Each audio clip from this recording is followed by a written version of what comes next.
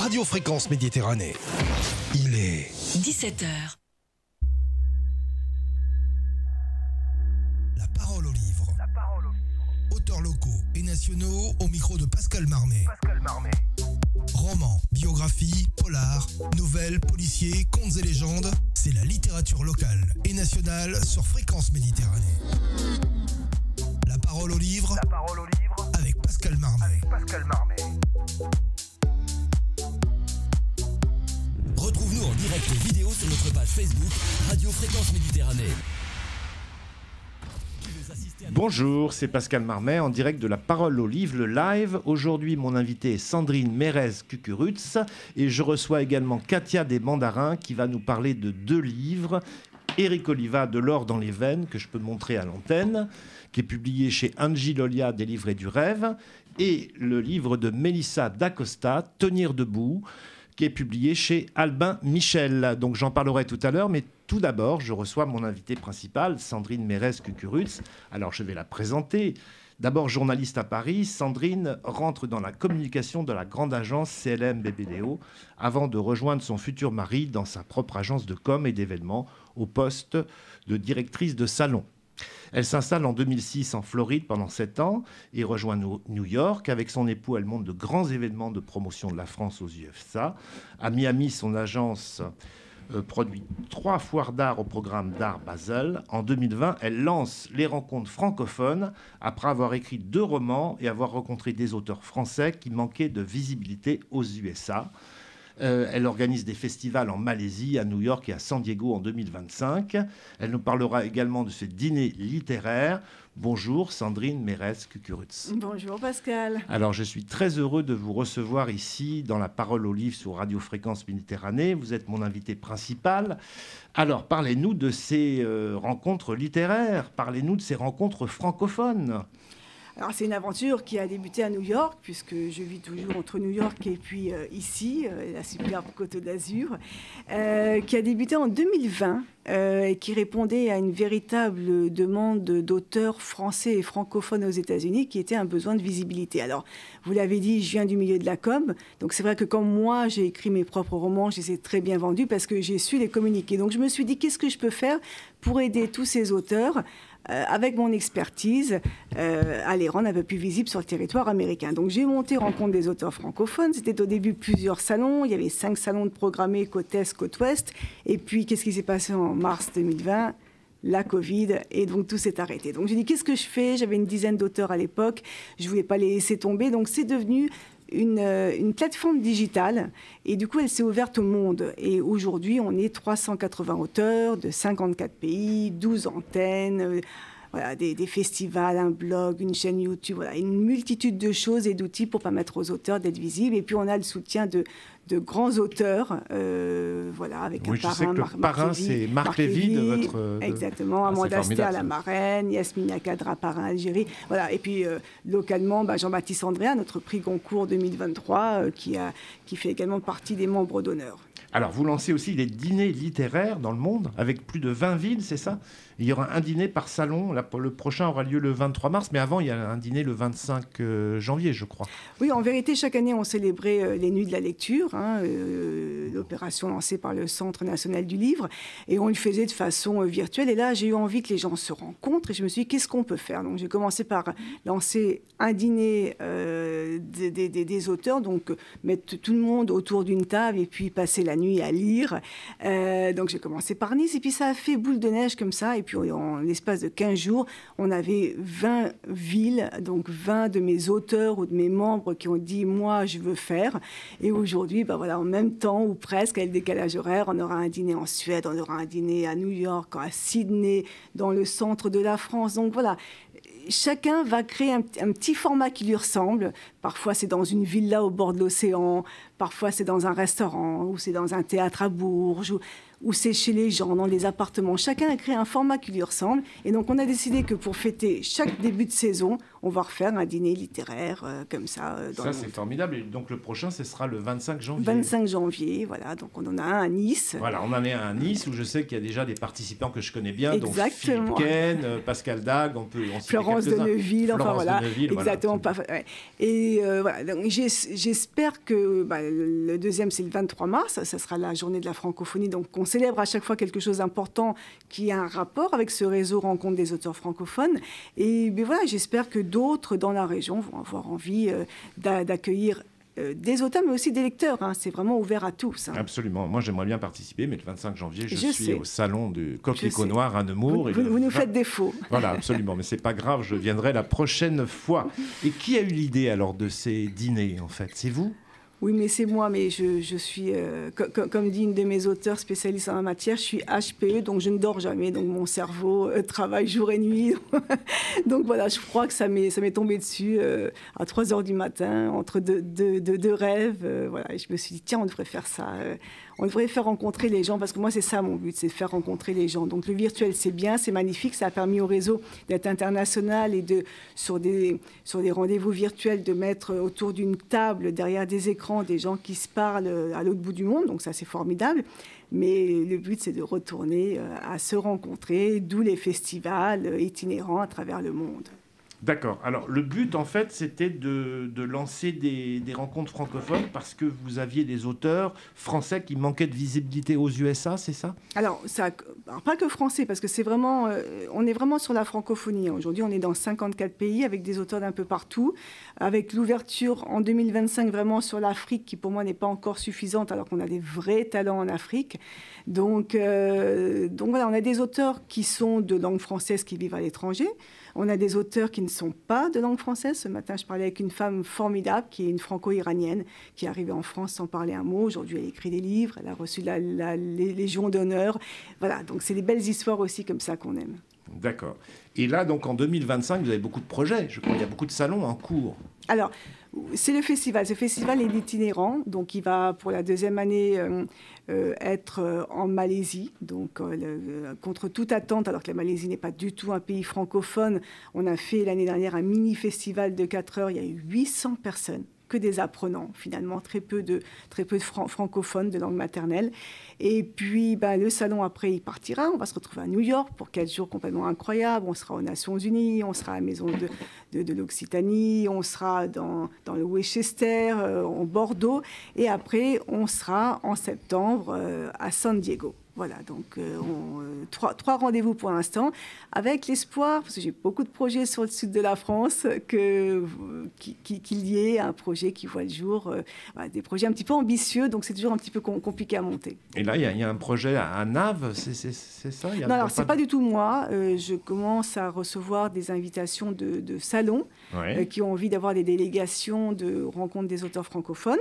C'est ce qu'on fait chaque année en Belgique, justement. Oui, on y va y venir à Mons. Voilà. Puisqu'à Mons, on est à peu près... cette année, on a été 18 auteurs. Certains viennent de loin, certains viennent des États-Unis, de Suède, de différents pays pour participer. On l'a fait à Monaco. J'ai emmené 22 auteurs à Monaco. Et donc, voilà, je crois que ça commence à se savoir un peu. Donc, on a des salons qui ont envie de nous recevoir. C'est sympa. Donc, Naves, que je ne connais pas du tout, je n'avais même pas placé sur une carte. C'est en Corrèze. C'est en Corrèze, c'est à côté de Tulle. Et donc, voilà, on est invité. Donc, il y aura une dizaine d'auteurs qui vont participer. C'est formidable, ça. Donc, ça va continuer. Il y a d'autres projets aussi. Mons en Belgique, c'est c'est en novembre, ça, c'est en octobre l'année prochaine. Octobre l'année prochaine. Hein, ils ont avancé la date. Ils ont avancé. Et vous avez d'autres projets sur d'autres salons aussi en France?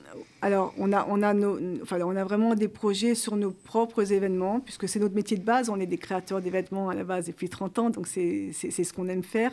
Donc voilà, on a des projets un petit peu ambitieux, donc il faut que ça se monte. Je ne sais pas si ils se monteront en 2025. En tout cas, on en a plusieurs projets. On a aussi des projets dans d'autres pays, en Égypte, au Maroc. Voilà, donc il y a plein de jolies choses qui sont en train de se mettre en place. Le plus dur, vous le savez, Pascal, c'est les financements. Oui.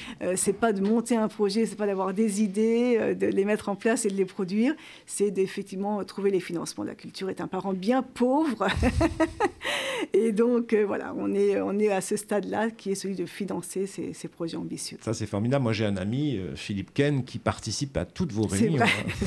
Philippe voyage dans le monde entier. Philippe a fait la Malaisie l'année dernière. Il était à Kuala Lumpur, il me l'a dit. Il a fait une conférence là-bas. Même, il a vendu beaucoup de livres. Il était à New York aussi. Il était à New York. Il sera de nouveau à New York. Il était à Mons. Et à Miami aussi, non? Il était à Miami. Philippe me dit, de toute façon, dis-moi où je vais l'année prochaine.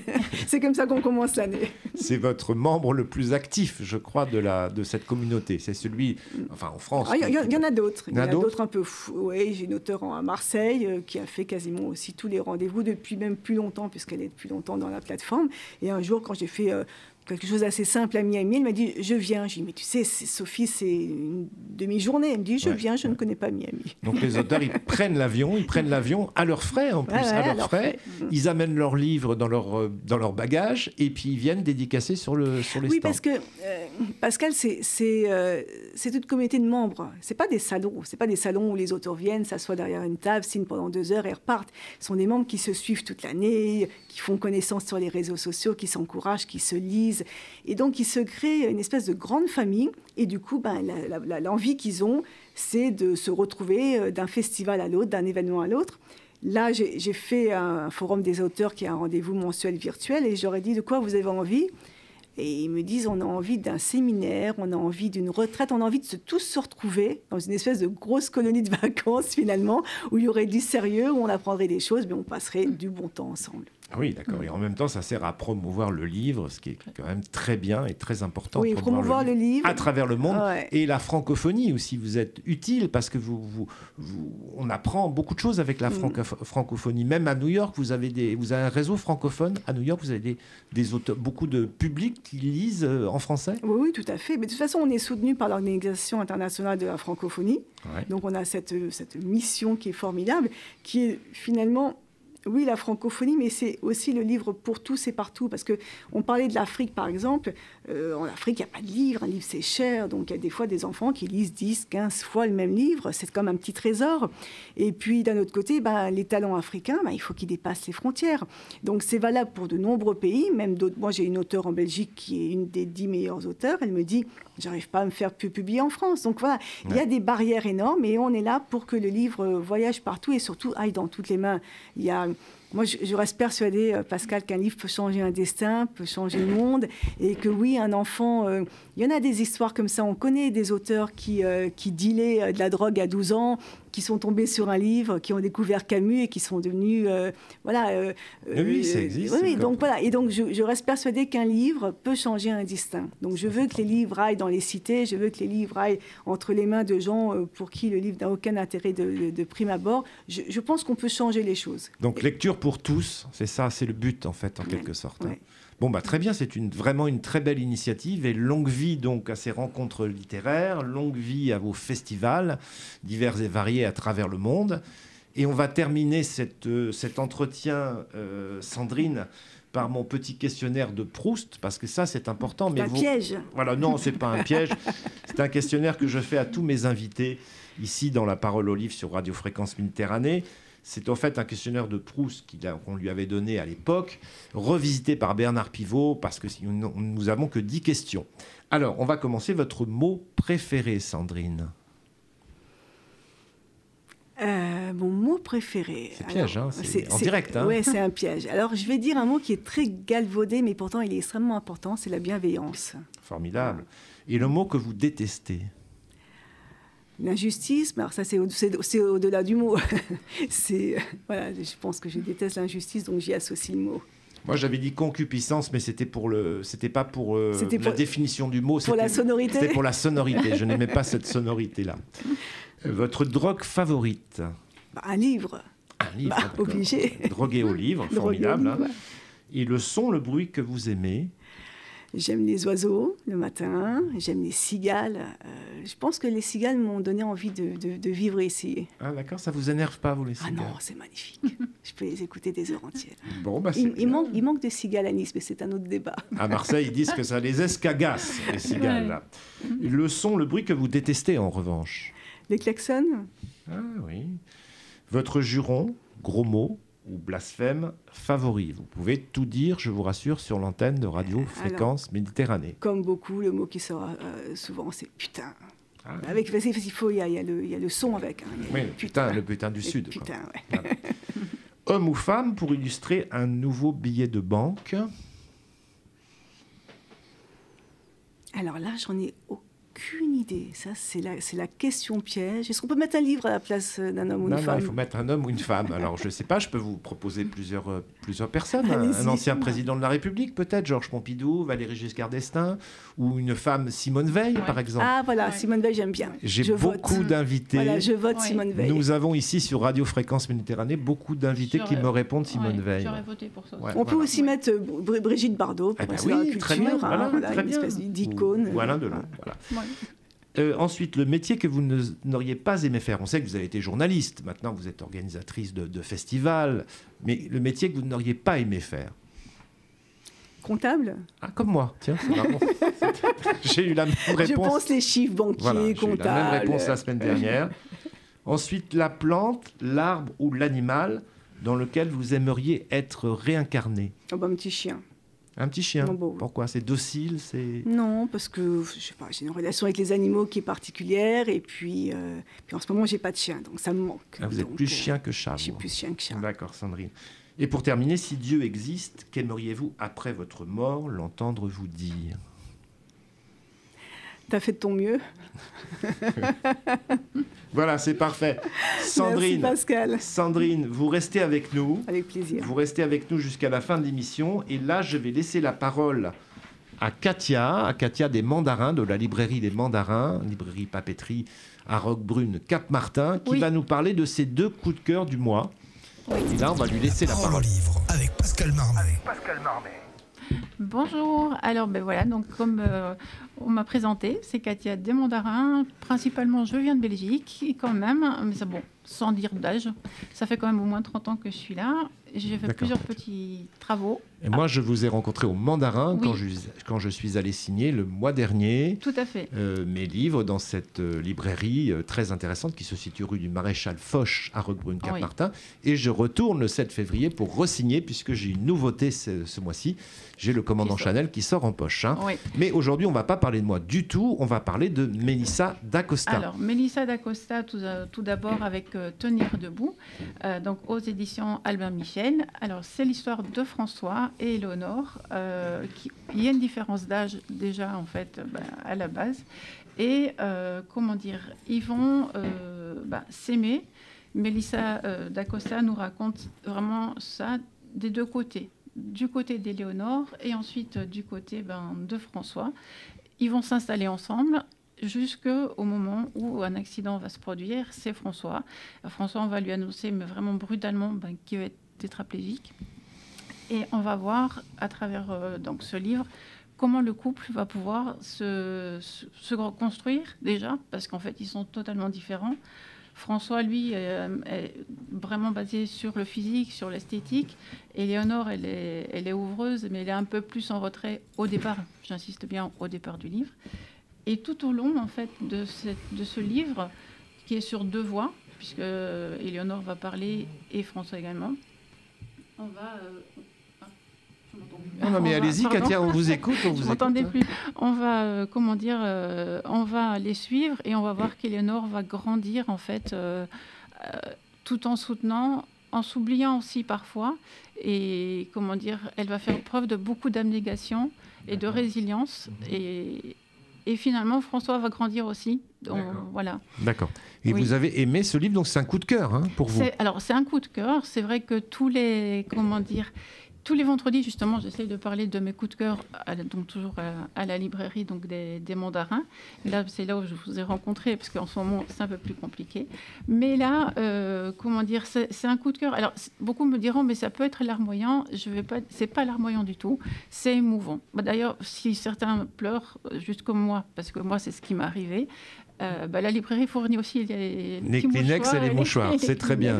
Et c'est publié donc chez un grand éditeur, tout à fait, un des plus grands français. Je ne sais pas si je peux montrer. C'est Albin Michel, voilà, Albin Michel. La caméra est juste là. Je peux le montrer. Voilà, donc oui, bien sûr, c'est un de mes coups de cœur, puisque, comme je viens de le dire, c'est la première fois en lisant un livre où j'ai eu une réelle émotion à ce point. Vraiment. Et c'était votre premier de Mélissa d'Acosta, parce qu'elle a écrit beaucoup de livres. Hein, alors non, j'ai lu également Les femmes du bout du monde. D'accord. Alors c'est pareil, en fait, dans Les femmes du bout du monde, comme en fait, comment dire, c'est plutôt un voyage vraiment au sens propre, parce qu'en fait, elle part en Nouvelle-Zélande. Là, c'est plutôt un voyage vraiment intérieur sur chaque personne. D'accord, Voilà. c'est très bien ça. Oui. Donc j'invite tous les auditeurs et les auditrices de Radio Fréquence Méditerranée à vous procurer ce livre. Tout à fait. On le trouve un peu partout en librairie, mais on le trouve aussi au Mandarin, bien sûr. Oui, bien sûr. J'ai cité l'adresse, mais on peut le retrouver aussi à la librairie de la presse à Menton, on peut le retrouver à la maison de la presse aussi à Menton, au Jardin Bievès, et on peut le retrouver chez mon ami Laurent, qui tient une très belle librairie à Monaco, 25 rue de Millau, où je signe d'ailleurs demain toute la journée. Je vous le dis entre parenthèses. Hein. D'accord. Et il y a un autre coup de cœur aussi, Katia. Oui, j'ai un autre coup de cœur. C'est alors donc De l'or dans les veines d'Éric Oliva. Ah, Éric, c'est un ami à moi, et je peux vous dire qu'il écrit de très bons polars, parce que c'est un ancien flic. Hein. Tout à fait. Voilà. Oui. C'est pas le premier d'ailleurs livre que je lis en fait d'Éric Oliva. J'ai lu d'ailleurs Coïncidence. Et dans celui-ci, en fait, j'ai apprécié, parce que, bon, Éric Oliva, puisque vous le connaissez, c'est vrai qu'il est assez vif et incisif enfin, dans son écriture. Et là, on va suivre une jeune femme donc, qui s'appelle Delphine. Et dès les premières pages, on est vraiment mis en situation et, comment dire, on va retrouver cette pauvre femme, Delphine, exsangue de tout, donc vidée en fait vraiment littéralement de tout son sang.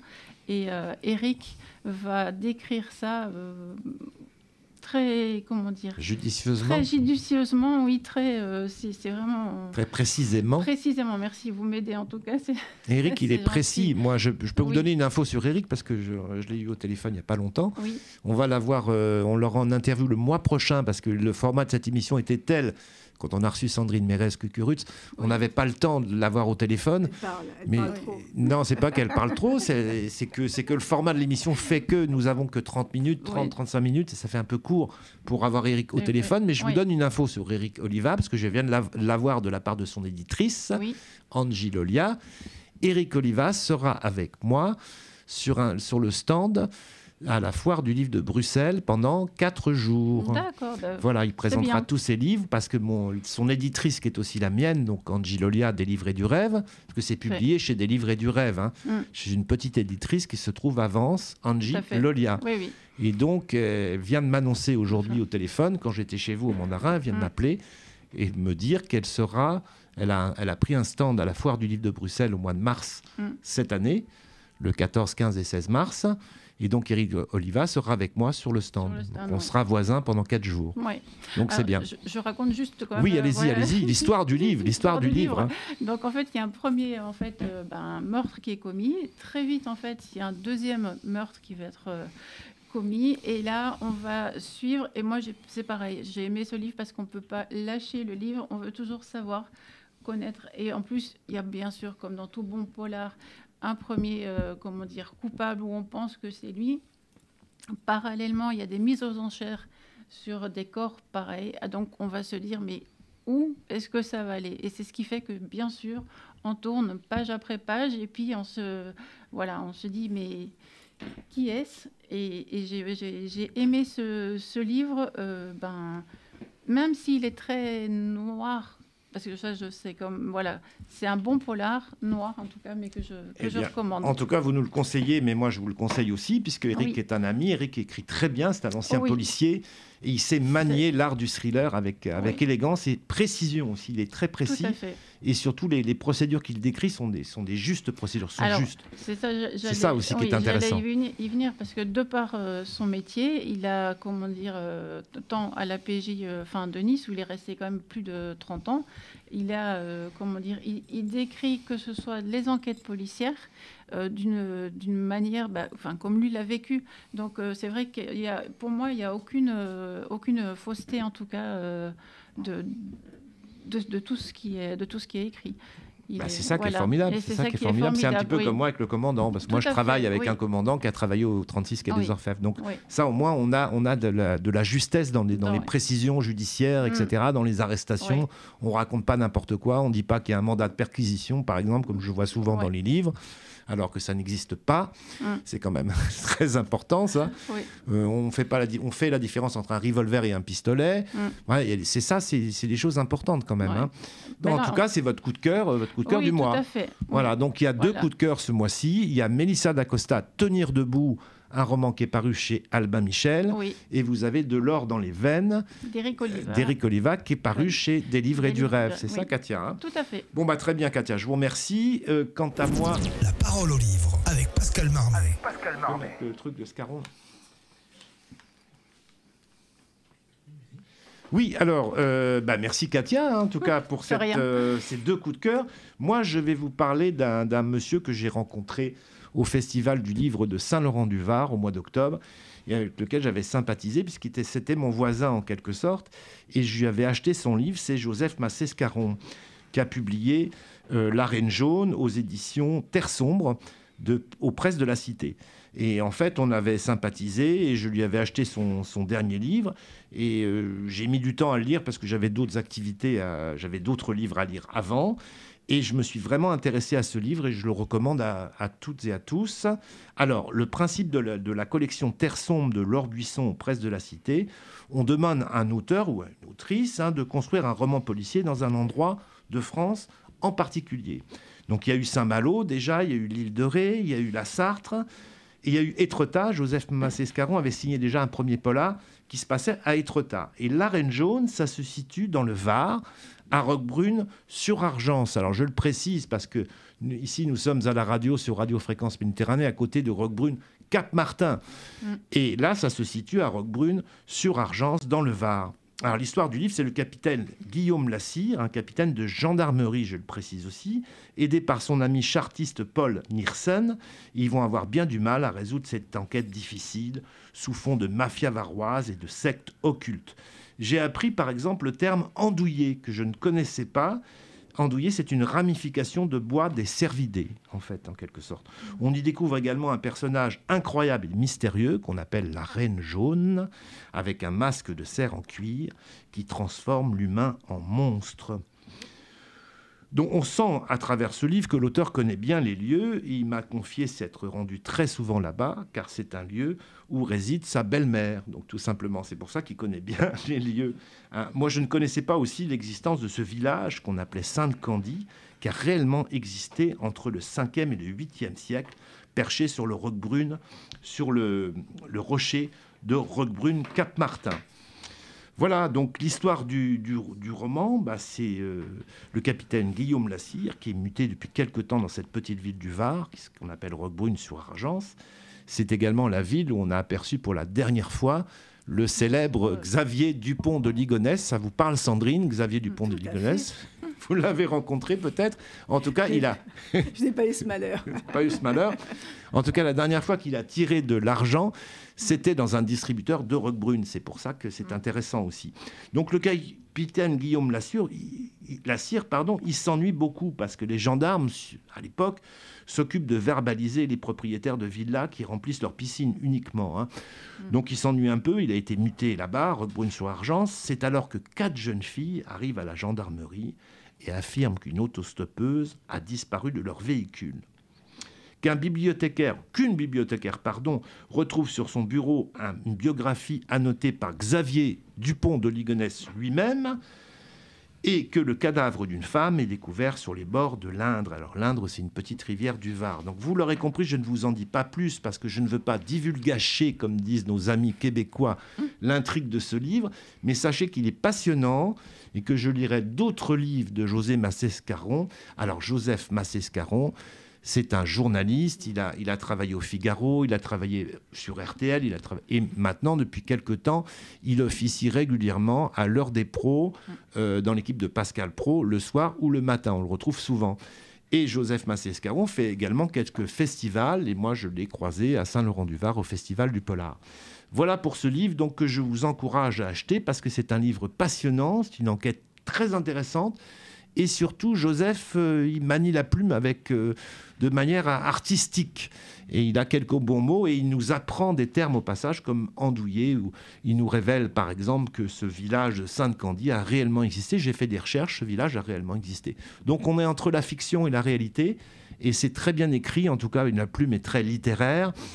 Et j'adore ce livre, donc je vous le recommande. Vous pouvez l'acheter un peu partout, notamment au Mandarin, à Roquebrune, Cap-Martin, là, oui. Pour le coup. Hein. Fait, oui, oui. Mais vous pouvez Toujours. également le commander à la librairie de la presse, chez nos amis à Menton, place Saint-Roch, ou à la Maison de la Presse, qui se trouve au Jardin Biovès, 35 avenue de Verdun, et chez mon ami Laurent, pour tous les citer, comme ça on est tranquille, 25 rue de Millau. Voilà, donc c'était pour le livre La Reine jaune de Joseph Massescaron. On va peut-être laisser la parole à Sandrine pour la fin de l'émission, peut-être.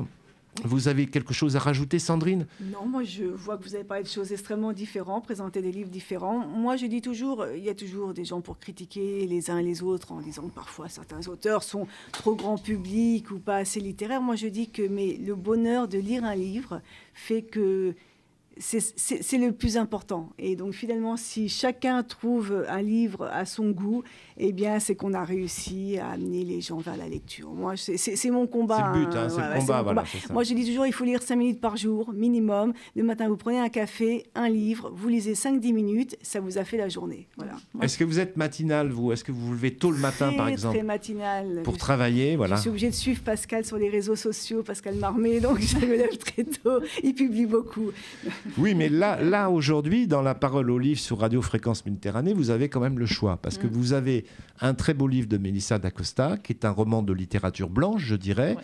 Vous avez un vrai polar d'Éric Oliva, donc de l'or dans les veines. Et puis vous avez un polar littéraire, je dirais, en quelque sorte, de notre ami La Reine jaune, de notre ami Joseph Massescaron. Ouais. Hein, donc vous avez le choix. Hein, donc c'est bien. Katia, vous voulez... Oui, je veux juste te dire quelque chose. C'était pour revenir parce que moi j'ai une petite phrase toujours qui me reste en tête. C'est lire des livres et puis lire des livres. Voilà. Oui, absolument. C'est un petit jeu de mots, mais lire des livres, donc, et lire des livres. Voilà, c'est quelque chose qui me tient à cœur. C'est une prière en quelque sorte. Délivre-nous du mal, oui, parce que j'ai péché. Voilà.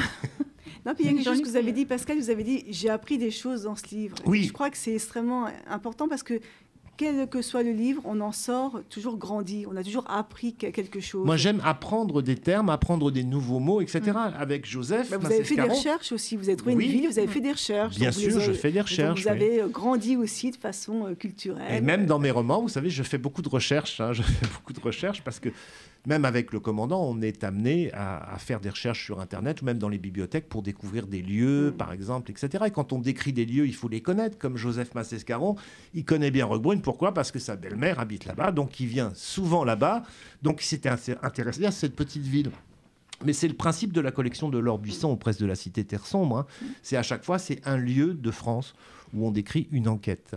Et Joseph avait déjà fait un livre là-dessus, à Étretat. Donc Étretat, c'était intéressant aussi. Je le chroniquerai une prochaine fois parce qu'aujourd'hui nous sommes pris un peu par le temps. On a un jeu en fin d'émission, on a un jeu peut-être pour gagner le livre d'Éric Oliva parce que j'ai eu son éditrice. D'accord. Elle nous fait cadeau d'un livre. Donc on aura un jeu pour gagner ce livre de l'or dans les veines, publié, je vous le rappelle, aux éditions des livres et du rêve, notre éditrice Angie Lolia. Oui. Voilà, quant à moi, je vous retrouve demain, parce que demain, je suis en dédicace. Je serai en dédicace demain, vendredi 17 janvier. Je serai à la librairie Papeterie, non pas des Mandarins, ma chère Katia, mais je serai à l'Alphabet, 25 rue de Millau, toute la journée, de 10h à 18h, avec mon nouveau roman, puisque c'est une sortie poche que ce livre-là, le commandant François Chanel, qui sort en exclusivité le 30 janvier 2025. Vous l'aurez bien sûr un peu partout dans les librairies, vous l'aurez en mandarin, mais là, demain, je le signe en exclusivité, en quelque sorte, puisqu'il sortira qu'à la fin du mois. Voilà, et j'aurai aussi également tous mes autres livres là-bas. J'aurai le roman du parfum, le roman du café. Enfin bon, je ne suis pas là pour parler de moi, mais je suis là pour parler des autres. C'est la parole au livre. Donc Sandrine, je vous remercie de cet entretien. Et grâce à vous, on a pu un petit peu parcourir vaguement un petit peu les rencontres littéraires. Et puis tout ce que vous faites, vous avez fait énormément de choses quand même. Hein. Vous êtes très active. Hein. Oui, je viens du monde de l'événement. C'était ce que je vous racontais. On a dit 18 ans aux États-Unis à faire la promotion de la France et de tout notre savoir-faire. Voilà, donc aujourd'hui, on est passé à autre chose, avec toujours un savoir-faire culturel, littéraire, et on a besoin de défendre la culture et la littérature. Donc je suis ravie de porter cette mission un petit peu partout. Et on essaye de la porter aussi sur Radio Fréquence Méditerranée. Vous vivez entre Nice et Miami, alors un petit peu à Nice, un petit peu aux États-Unis, comment ça se passe? Oui, j'ai quitté New York pour Miami pour suivre les enfants, et donc je suis aujourd'hui entre Nice et Miami. Eh bien, c'est formidable. Je rajoute que vous êtes maman de 2 filles aussi également. Voilà, donc vous avez une activité très soutenue, et c'est bien ça, la parole au livre. Voilà, écoutez, je vous remercie de cette émission qui a été très complète, très riche, très dense aujourd'hui, puisque Katia, on vous retrouvera le mois prochain, je crois. Oui, je vous remercie en tout cas. Pour 2 autres coups de cœur, et moi je serai au Mandarin, mais je serai au Mandarin le 7 février. On vous retrouvera peut-être le 27 février, je crois. C'est la prochaine date. Sandrine, on vous remercie. Merci Pascal. Et puis à très bientôt, chères auditrices et auditeurs de Radio Fréquence Méditerranée. À bientôt. À très bientôt. À bientôt. Au revoir. La parole au livre avec Pascal Marmet.